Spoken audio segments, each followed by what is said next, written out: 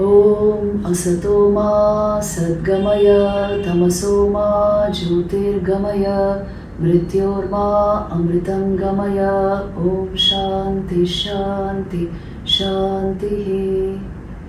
We are going to study a story, the story of Satyakama Jabala. In this video, this story is from the Chandogya Upanishad and it has very many lessons to teach us. It's a very beautiful story. It is a story of a young boy called Satyakama, and he is right from a very young age a great inquirer after the highest truth of existence. So a small boy going and asking his mother, "Mother, I want to go to an ashram and live as a brahmachari and study the Vedas and get this knowledge of Brahman." So this is the inquiry, and this is what he wants to do. Very inspiring little child, Satyakama. So he went to his mother and told her this. "Mother, please tell me my lineage, tell me my father's name so that I can go and join the ashram." The mother tells him that, "Oh son, I am Jabala and you are Satyakama. That is all that I know about you. Because I worked in many places, I do not know, I served many people, so I do not know who your father is. And I only know that you are Satyakama and I am Jabala, and so you are Satyakama Jabala."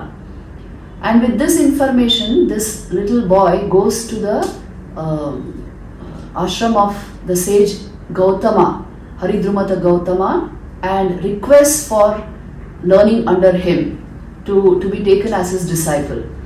Now the rishi asks him, "Tell me about your lineage, tell me about your family." And what his mother told him, the same thing Satyakama tells the rishi. The rishi is at once very surprised, but he says, "Such a self-damaging truth about yourself, only a Brahmin could say this. So you are no doubt coming from a very high caste, you are a Brahmin and you are inquiring after Brahman, the ultimate truth of the universe. So I accept you as my disciple." And thus he takes Satyakama in, and the story is very beautiful. Now Satyakama has settled in the ashram and very ardently doing all his duties. He is a deep inquirer after the knowledge of Brahman, very sensitive to the Vedas, and the rishi also is very happy with his disciple. One day he tells him, "My son, take these cows to the forest and see that they graze well, see that they multiply, and stay in the forest with them. And once they have turned 1,000 in number, then you bring them back to me."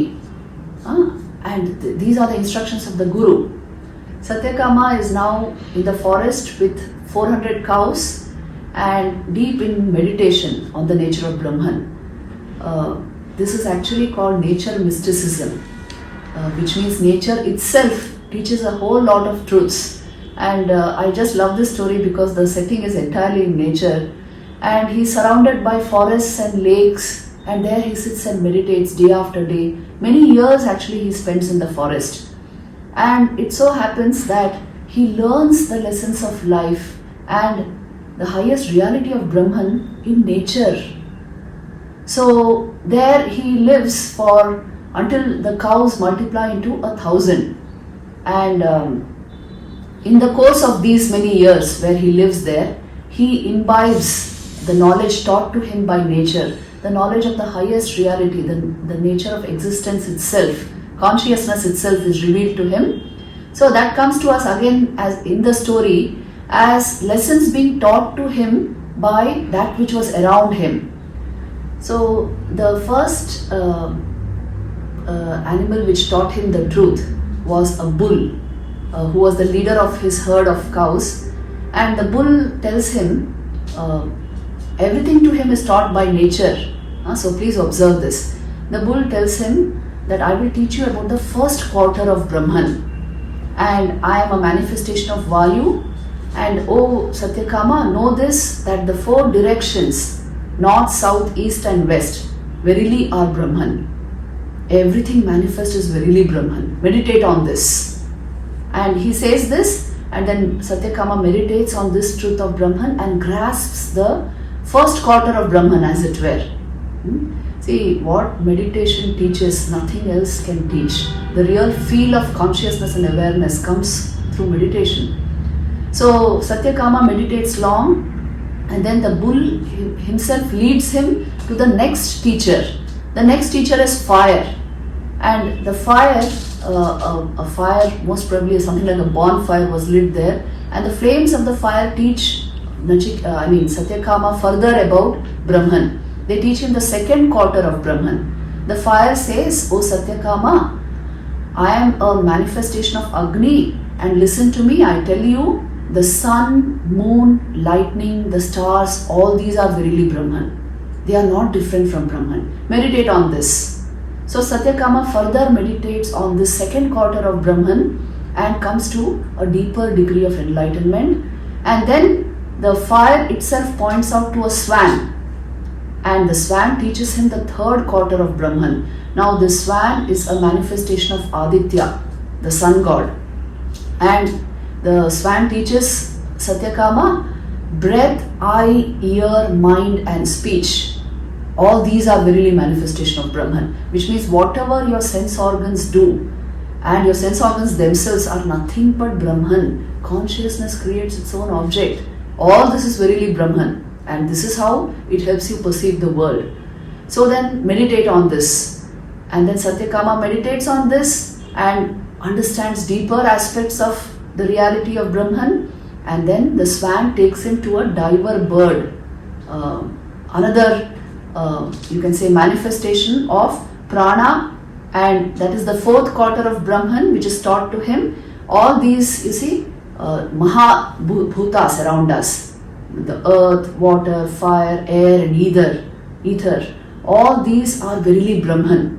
This is what the diver bird teaches Satyakama, and Satyakama meditates on this and further realizes that verily the Pancha Mahabhut, which is reflected around him as nature, that is verily what is reflected in his own body also. The same 5 elements are there, and these are all nothing but a manifestation of Brahman. So with this meditation, his knowledge becomes deep and complete. He realizes the immortal and fearless one, the very nature of pure consciousness, existence and bliss, the supreme Brahman, which is the effulgence of this universe, which is the very light of consciousness that is manifest everywhere as physical light.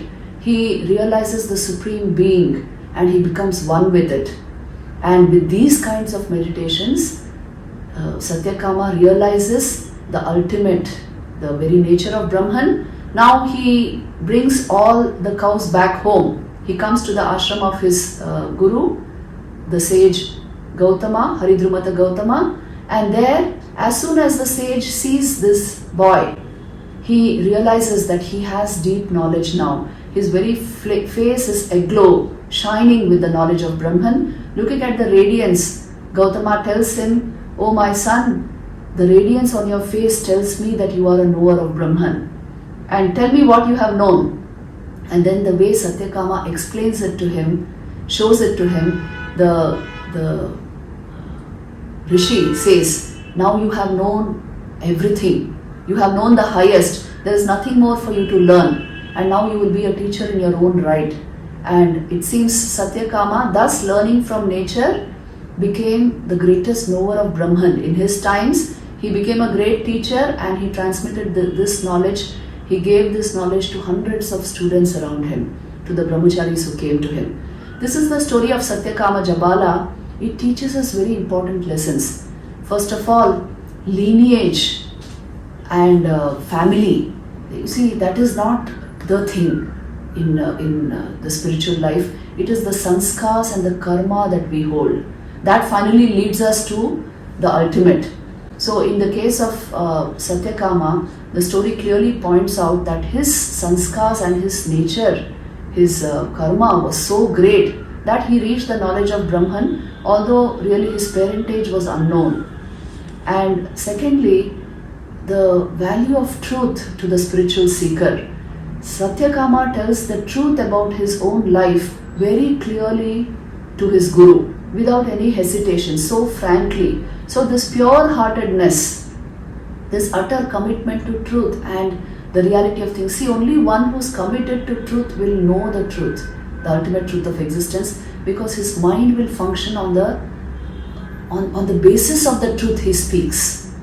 So if one is compromised on this, he will never get the knowledge of Brahman. Sri Ramakrishna would always point this out, that this is the tapasya of the Kali Yuga, commitment to truth. So it was his commitment to truth that brought Satyakama into the ashram of Gautama and gave him the highest knowledge of Brahman. The third important lesson which we can learn is the importance of living in nature. It is only due to the presence of nature around him that Satyakama was able to grasp the highest truth of Brahman. This is so true only to those who have lived in nature. They know it, that there is a certain very sattvic influence cast by the natural elements around us, due to which the mind naturally becomes still and higher knowledge awakens. So this is the story, this is what the story is pointing out. All the teachers of Satyakama were, you see, natural elements, nature around him. And he tells his guru, actually, when he meets his guru, that you are my supreme teacher, but I was taught by these teachers of nature. And Gautama is very happy with this. So living in nature is very important for the unfoldment of this higher knowledge. It is very difficult to get this knowledge cramped in a small room. Even mind management, mind training happens naturally in nature, and transcending mind, which is what gives this knowledge, the knowledge of Brahman, comes directly in nature. So it's very important, that is why to preserve and conserve nature, this is the message. This is the most important thing. It's an extension of our physical being, and when we conserve nature, we ourselves are protected in every way. So with this message comes the story of Satyakama Jabala from the Chandogya Upanishad. Om Shanti Shanti Shanti.